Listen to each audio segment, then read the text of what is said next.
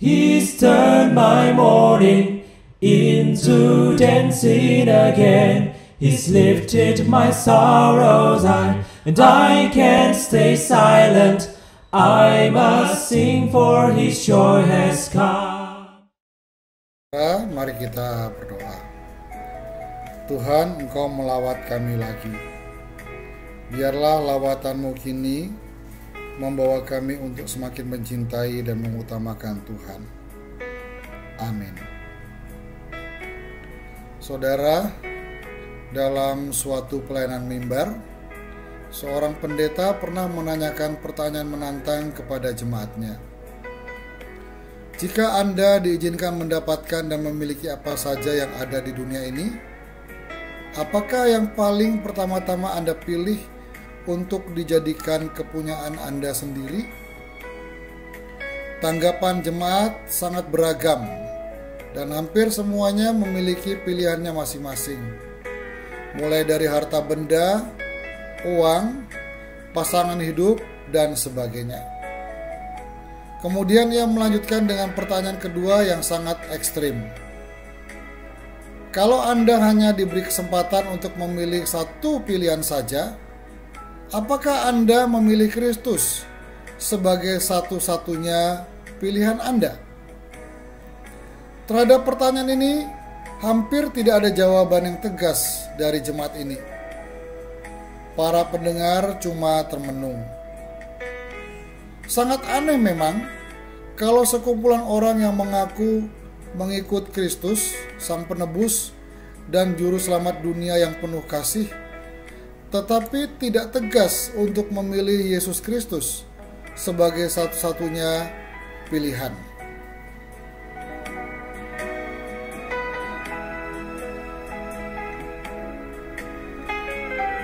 Saudara, sang pendeta dan jemaatnya ini mengingatkan saya tentang perkataan Rasul Paulus dalam Filipi pasal 3 ayat 7 sampai 8. Di situ Rasul Paulus berkata, "Tetapi apa yang dahulu merupakan keuntungan bagiku, sekarang kuanggap rugi karena Kristus. Malahan segala sesuatu kuanggap rugi karena pengenalan akan Yesus Kristus Tuhanku lebih mulia daripada semuanya. Oleh karena Dialah aku telah melepaskan semuanya itu dan menganggapnya sampah supaya aku memperoleh Kristus." Lewat kalimat itu, Paulus tidak menegaskan bahwa Tuhan Yesus Kristuslah yang paling utama bagi hidup Paulus. Paulus hendak mengatakan, "Tidak apa-apa, aku tidak mendapatkan apa-apa. Yang penting, aku mendapatkan Yesus Kristus. Dari semua pilihan di dunia ini, aku memilih Kristus sebagai satu-satunya Tuhanku dan pilihanku." Saudara, ibadah sejati memang selalu menuntut kita memilih Yesus Kristus sebagai satu-satunya Tuhan. Allah adalah Allah yang cemburu. Ia selalu menolak umatnya memiliki dua Tuhan. Saudara, Tuhan sering menghukum bangsa Israel bukan karena mereka tidak beribadah kepada Tuhan, tetapi karena mereka menyembah berhala lain selain Tuhan. Alkitab banyak mengisahkan tentang Allah sebagai penghancur berhala yang disembah oleh umatnya. Tetapi uniknya Tuhan tidak pernah menghancurkan berhala-berhala itu dengan tangannya sendiri, melainkan Ia meminta tangan umatnya untuk menghancurkan berhala-berhala yang mereka sembah itu.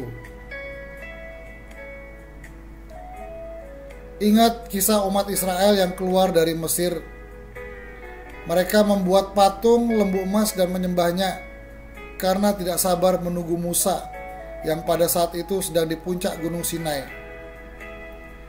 Kemudian ketika Musa turun, Tuhan melalui Musa sangat marah melihat adanya lembu emas yang mereka sembah. Tetapi Tuhan tidak menghancurkan patung lembu emas itu dengan tangannya atau dengan petir dari langit. Tetapi ia memerintahkan umatnya dengan tangan mereka sendiri menghancurkan patung berhala itu. Begitu juga yang terjadi dengan berbagai peristiwa penghancuran berhala di sepanjang sejarah bangsa Israel di zaman Perjanjian Lama. Selalu saja tangan bangsa Israel sendiri yang menghancurkan berbagai berhala itu. Itu menunjukkan bahwa Tuhan menuntut umatnya untuk beribadah hanya kepada Dia, untuk semata-mata mencari Dia, untuk mencintai Dia semata-mata. Saudara, biarlah kita menjadi umat Tuhan yang mencintai Tuhan semata-mata. Biarlah kita menyingkirkan Allah lain, berhala lain dalam kehidupan kita. Tuhan memberkati. Mari kita berdoa.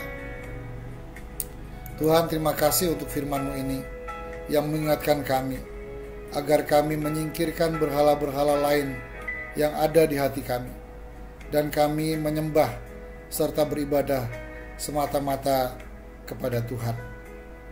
Kami boleh menjadikan Yesus sebagai segala-galanya dalam kehidupan kami. Tidak ada yang lain dalam diri kami kecuali Yesus yang utama dalam kehidupan kami. Terima kasih Tuhan. Berkati kami semua dalam nama Tuhan Yesus Kristus, Allah kami yang hidup. Amin. Joy has come.